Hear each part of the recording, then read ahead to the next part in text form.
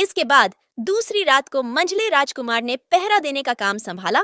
उसे भी नींद आ गई और तीसरा सेब चोरी हो गया। राजा बहुत चिंतित था। दरबारियों की भी समझ में नहीं आ रहा था कि क्या किया जाए। सब लोग उदास बैठे थे कि इतने में सबसे छोटा राजकुमार आया और उसने कहा कि आज की रात मैं पहरा दूंगा और चोर को पकड़ूंगा। राजा इस राजकुमार से खुश नहीं रहता था। वह उसे मूर्ख भी मानता था। उसने उसे डांटते हुए कहा, तुम क्या समझते हो? क्या तुम्हें इसमें सफलता मिलेगी? तुमसे बड़े और तुमसे ज्यादा समझदार दोनों राजकुमार इस काम में असफल हो चुके हैं। तुम जाओ, अपना काम करो। लेकिन छोटा राजकुमार नहीं माना। उसने राजा से प्रार्थना की कि उसे एक मौका जरूर दिया जाए। अंत में राजा राजी हो गया।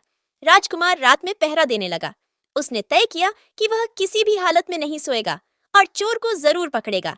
जब आधी रात हुई और 12 बजे का आखिरी घंटा बजा तो राजकुमार ने देखा कि एक सुंदर सोने की चिड़िया कहीं से उड़ती हुई आई और सेब के पेड़ पर बैठ गई। उसने देखते देखते सोने का एक सेब तोड़कर अपनी चोंच में पकड़ लिया। राजकुमार ने फौरन निशाना साधकर तीर चला दिया, लेकिन तीर चिड़िया को नहीं लगा और वह पंख फड़फड़ाकर उड़ गई। हाँ, इतना अवश्य हुआ कि उसका एक सुनहरा पंख टूटकर जमीन पर आ गिरा। दूसरे दिन सुबह राजकुमार ने राजा को सारी बात बता दी और वह सोने का पंख उनके सामने रख दिया। पंख इतना सुंदर और इतना कीमती था कि राजा उसे देखता ही रह गया। उसने कहा, अगर उस चिड़िया का एक पंख इतना सुंदर है तो वह पूरी चिड़िया कितनी सुंदर होगी। मैं चाहता हूँ कि उस चिड़िया को कोई पकड़ लाए। उसके बैठते ही लोमड़ी हवा में उड़ने लगी और थोड़ी ही देर में मैदानों और पहाड़ों को पार करके उसी गांव में जा पहुंची। राजकुमार ने उसकी सलाह को मानकर छोटी और पुरानी सराय में ही डेरा डाल दिया। वह दूसरी सजी सजाई सराय से दूर ही रहा। दूसरे दिन सुबह उठकर जब वह आगे बढ़ा तो कुछ दूर चलने पर उसे वह लोमड़ी फिर से रास्ते में मिल गई।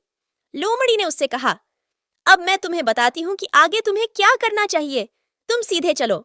आगे चलने पर तुम्हें एक बहुत बड़ा किला मिलेगा जिस पर सिपाही लोग पहरा दे रहे होंगे। तुम सिपाहियों से डरना मत और सीधे अंदर चले जाना, क्योंकि वे इस समय सो रहे होंगे। तुम बेधड़क होकर किले में घुसते चले जाना और उनके कमरों को पार करते हुए उस जगह पहुंच जाना जहां लकड़ी के एक मामूली से पिंजरे में सोने की चिड़िया बंद है। तुम चिड़िया को पिंजरे सहित उठाकर किले से बाहर ले आना। लेकिन एक बात याद रखना, चिड़िया के पिंजरे के पास ही एक बहुत सुंदर सा सोने का पिंजरा भी रखा होगा। तुम भूलकर भी चिड़िया को उस पिंजरे में मत रखना, मगर तुम उसे लकड़ी के पिंजरे में से निकालकर सोने के पिंजरे में रखने की कोशिश करोगे तो बाद में पछताओगे। यह कहकर लोमड़ी ने राजकुमार को फिर से अपनी पूंछ पर बिठाया और थोड़ी ही देर में उसको किले के पास पहुंचा दिया। राजकुमार ने किले का पास जाकर देखा कि सचमुच उसके पहरेदार सो रहे थे। वह बिना डरे सीधा महल में घुस गया और थोड़ी ही देर बाद वह उस कमरे में जा पहुंचा जहां सोने की चिड़िया एक पिंजरे में बैठी हुई थी। पिंजरे के पास ही सोने के 3 सेब पड़े हुए थे। इन सेबों को देखकर राजकुमार ने फौरन पहचान लिया कि ये सेब उसके पिता के बाग के ही थे। सोने की चिड़िया इतनी सुंदर थी कि राजकुमार उसको देखता ही रह गया। वह उसको उठाकर लाने ही वाला था कि उसकी नजर पास ही पड़े एक सुंदर से पिंजड़े पर पड़ी। वह पिंजड़ा बहुत सुंदर था और उसमें तरह तरह के कीमती पत्थर जड़े हुए थे। सोने की चिड़िया के लिए वही पिंजरा ठीक मालूम पड़ता था। राजकुमार लोमड़ी की बात को भूल गया और उसने सोने की चिड़िया को लकड़ी के पिंजरे से निकालकर सोने के पिंजरे में बंद कर दिया। लेकिन नए पिंजरे में आते ही चिड़िया ने खूब जोर जोर से शोर मचाना शुरू कर दिया। राजकुमार पिंजरे को उठाकर कमरे से बाहर भी नहीं निकल पाया था कि बहुत से सिपाही कमरे में घुस आए और उन्होंने राजकुमार को पकड़ लिया। अब राजकुमार को अपनी भूल का पता चला। उसे याद आया कि लोमड़ी ने उससे क्या कहा था, लेकिन अब क्या हो सकता था। सिपाही उसे खींचते हुए राजा के दरबार में ले गए। राजा के पूछने पर राजकुमार ने सारी बात कह सुनाई। राजा बोला, तुम मेरे महल में चोरी करने के लिए गुस्से थे। मैं तुमको माफ नहीं कर सकता। तुम्हें फांसी की सजा दी जाएगी, लेकिन मैं तुम्हें एक मौका देता हूँ। अगर तुम मेरे लिए सोने का घोड़ा ला दो तो मैं न सिर्फ तुम्हें छोड़ दूंगा, बल्कि सोने की चिड़िया भी तुमको दे दूंगा। राजकुमार को अपनी जान बचाने के लिए राजा की शर्त माननी पड़ी। अब वह सोने के घोड़े की तलाश में निकला। किले के बाहर जाने पर उसने देखा कि लोमड़ी का उसका इंतजार कर रही है। उसने लोमड़ी को सारी बातें बताईं। लोमड़ी ने निराश होते हुए कहा, मैं अब तुम्हारी कोई मदद नहीं करूंगी। तुमने मेरे कहने के अनुसार नहीं किया। मैंने जिस तरह से कहा था, अगर तुम उस तरह से काम करते तो इस मुसीबत में नहीं फंसते और सोने की चिड़िया तुम्हें मिल जाती। राजकुमार बोला, इस बार मुझे माफ कर दो, मुझसे गलती हो गई। मेरा काम तुम्हारी सहायता के बिना नहीं चलेगा। मुझे राजा ने सोने का घोड़ा लाने के लिए कहा है, वरना वह मुझे फांसी पर चढ़ा देगा। लोमड़ी ने कहा, खैर, मैं तुम्हें माफ करती हूँ। अब तुम ऐसा करो कि मेरी पूंछ पर बैठकर सीधे चले चलो। कुछ दूर जाने पर तुम्हें एक दूसरा किला मिलेगा। उसी किले की घुड़साल में तुम्हें सोने का घोड़ा बंधा हुआ मिलेगा। महल के नौकर चाकर सब सो रहे होंगे। तुम चुपचाप जाना और घोड़े को खोल लेना। लेकिन एक बात याद रखना, वहां घोड़े के पास ही घोड़े पर कसने के लिए 2 जीनें रखी होंगी। उसमें से एक तो पुरानी चमड़े की जीन होगी और दूसरी सोने की जीन होगी। तुम सोने की जीन को छूना भी मत और उस घोड़े पर पुरानी चमड़े की जीन को कसकर सवार हो जाना और उसे दौड़ते हुए किले से बाहर चले आना। राजकुमार ने वादा किया कि वह ठीक ठीक वैसा ही करेगा। लोमड़ी ने उसको अपनी पूंछ पर बैठाया और कुछ ही देर में वह उसे ले किले के पास जा पहुंची। किले के पास पहुंचते ही लोमड़ी ने उसे नीचे उतारा और फिर वहां से चली गई। राजकुमार सीधा फाटक से किले में घुस गया।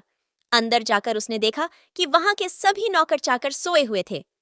थोड़ी ही देर में वह किले की घुड़साल में जा पहुंचा। वहां एक बहुत सुंदर सुनहरा घोड़ा बंधा हुआ था। राजकुमार ने पास जाकर देखा कि वह घोड़ा सचमुच सोने का था। ऐसा सुंदर घोड़ा उसने सपने में भी नहीं देखा था।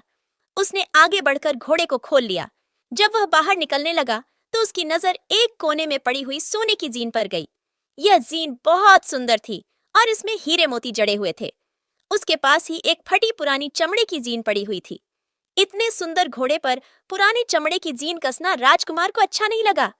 उसने सोने की जीन उठा ली और घोड़े पर कसना शुरू किया। इतने में घोड़ा जोर से हिनहिना उठा। किले के नौकर चाकर जाग गए। थोड़ी ही देर में राजकुमार पकड़ लिया गया। राजकुमार को सिपाहियों ने हाथ बांधकर अपने राजा के सामने पेश किया। राजा ने सारी बातें सुनकर कहा, तुमने मेरे घोड़े को चुराने की कोशिश की है, इसलिए तुम्हें फांसी की सजा दी जाएगी। लेकिन अगर तुम मेरा एक काम कर दो तो मैं तुम्हें छोड़ सकता हूँ। यहाँ से कुछ ही दूर एक सोने का महल है और उसमें बहुत सुंदर राजकुमारी रहती है। अगर तुम अपनी जान बचाना चाहते हो तो उस राजकुमारी को मेरे पास ले आओ। तुम्हें इनाम में यह सोने का घोड़ा दे दूंगा। बेचारा राजकुमार, वह फिर से एक नई मुसीबत में फंस गया। उसे मजबूर होकर राजा की शर्त माननी पड़ी। अब वह सोने के महल की खोज में निकला। कुछ दूर चलने पर फिर उसे वह लोमड़ी मिली। पता नहीं कैसे लोमड़ी को सारी बातें मालूम हो गई थीं। वह बोली, देखो, तुमने इस बार भी मेरी बात नहीं मानी। मेरी बात मान जाते तो यह नई मुसीबत तुम्हारे गले नहीं पड़ती। खैर, मुझे तुम पर दया आ रही है, मैं तुम्हारी मदद करूंगी। चलो, मैं तुमको सोने के महल के पास पहुंचाई देती हूँ। तुम महल के बाहर ही कहीं पीछे छिपे रहना। जब उसमें से शाम को राजकुमारी तालाब में नहाने के लिए बाहर आए तो तुम आगे बढ़कर उसका हाथ पकड़ लेना। जैसे ही तुम उसको छुओगे, राजकुमारी तुम्हारे साथ आने के लिए राजी हो जाएगी।